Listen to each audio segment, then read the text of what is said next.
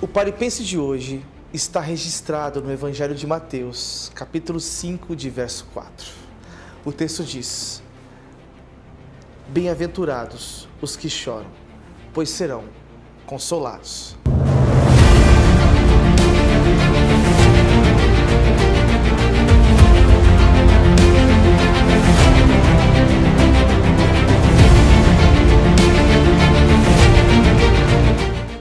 Estamos diante do maior paradoxo do cristianismo. Poderíamos traduzir: felizes os infelizes. A concepção de que os felizes são os tristes opõe-se a tudo o que conhecemos, não é verdade? Toda a estrutura da nossa vida, a loucura pelo prazer, a busca de emoções, o tempo, o dinheiro, o entusiasmo gasto atrás de diversão e entretenimento, é uma expressão do desejo do mundo de evitar o choro, a tristeza e a dor. No entanto, o que Jesus diz: felizes os tristes, consolados serão os que choram. Então, a partir dessa ideia, o texto aqui é: bem-aventurado o homem que está desesperadamente entristecido pelo seu próprio pecado e indignidade. Mas que tipo de tristeza é esta que produz felicidade?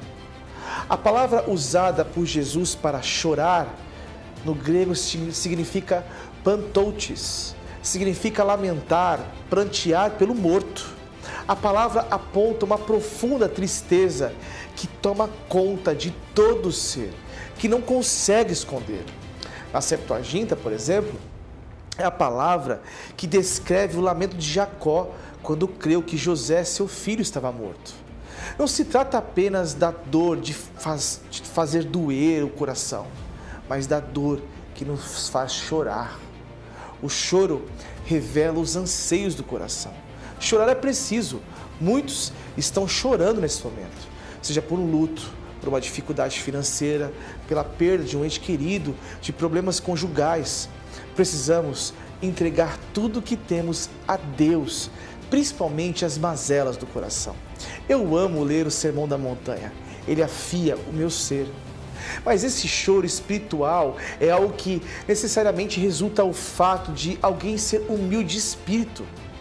Esse é o resultado inevitável. Quando eu contemplo a Deus e a sua santidade, em seguida eu contemplo a vida que se espera que eu viva, então é que realmente vejo a mim mesmo, o meu total desamparo, de desesperança. Ora, isso desvenda para mim a minha qualidade de espírito. Imediatamente isso me entristece. Cumpre-me lamentar o fato que eu sou assim. As nossas lágrimas falam mais do que as nossas palavras, porque elas transbordam aquilo que está no coração. Palavras nem sempre expressam com precisão os sentimentos, mas as lágrimas têm essa capacidade. Mas este choro também produz consolo. O consolo prometido por Jesus não é sobre um choro de tristeza, de provação ou remorso. Esse choro pelo pecado cometido. Quando choramos pelo pecado, nós somos consolados. É sobre isso que o texto se refere. O consolo apresentado por Jesus é para aqueles que reconhecem e que militam contra a carne. Todo homem precisa despir-se de si mesmo. Isso envolve muita coragem. Não é sobre força, mas começa com transparência. E quando a mantemos, nós fortalecemos a nossa essência. Quando ofendemos a Deus com nossos pecados e choramos em arrependimento, o Senhor promete consolar cada servo fiel. O choro pelo pecado é uma evidência dos filhos de Deus, porque a tristeza, segundo Deus, produz arrependimento para a salvação, que ninguém traz por pesar, mas a tristeza do mundo produz morte, como está no segundo livro de Coríntios, capítulo 7, verso 10. Então, é preciso lutar com todas as forças para ganhar a coroa da vida.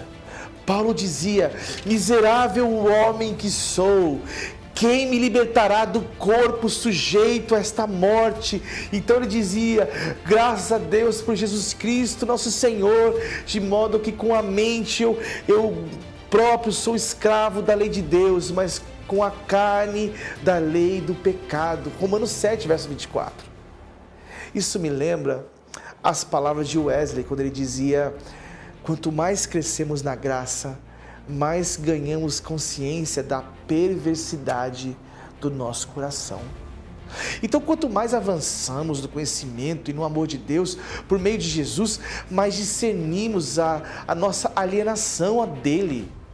Por intermédio das palavras e ações de Jesus, nós ganhamos a consciência da inimizade que reside na nossa mente carnal. Então a gente vê a necessidade de sermos inteiramente renovados na justiça e na santidade. Sabe, o choro pelo pecado, ele também produz alegria. O choro pelo pecado é o caminho da verdadeira alegria. O choro pelo pecado, ele previne o choro no inferno. O inferno é um lugar de choro e ranger de dentes, como está em Mateus 8,12. Mas agora, Deus recolhe as nossas lágrimas no seu odre. Agora Jesus diz, ai de vós, os que agora rides, porque é a vez de lamentar e chorar. Em Lucas 6,25. Agora as lágrimas são bem-aventuradas. Agora é o tempo certo de chorar pelo pecado. Agora o choro é como a chuva da primavera. Mas se não chorarmos agora, iremos chorar mais tarde. É melhor derramar lágrimas de arrependimento do que lágrimas de desespero. Aquele que chora agora é bem-aventurado. Aquele que chora no inferno é amaldiçoado. Aquele que destampa as feridas da alma e chora pelo pecado, livra a alma da morte eterna. Aqueles que reconhecem os pecados de modo superficial, eles refletem o tipo de arrependimento expressado por Esaú, um falso arrependimento. Uma pessoa verdadeiramente piedosa chora não somente pela perda dos entes queridos ou pela própria saúde, mas também aqueles que reconhecem os pecados de modo superficial refletem o tipo de arrependimento expressado por Esaú, o falso arrependimento. Uma pessoa verdadeiramente piedosa chora não somente pela perda de entes queridos ou pela própria saúde, mas também por seus pecados diante de Deus. Somos todos chamados ao arrependimento. Em Cristo estão todas as respostas que precisamos para viver uma vida abundante.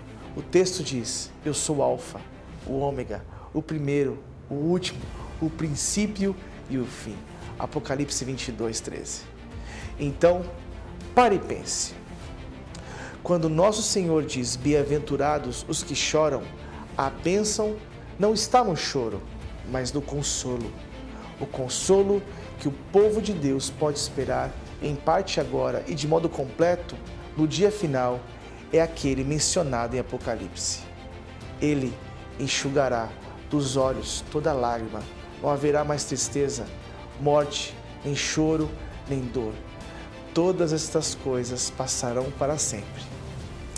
Que Deus te abençoe.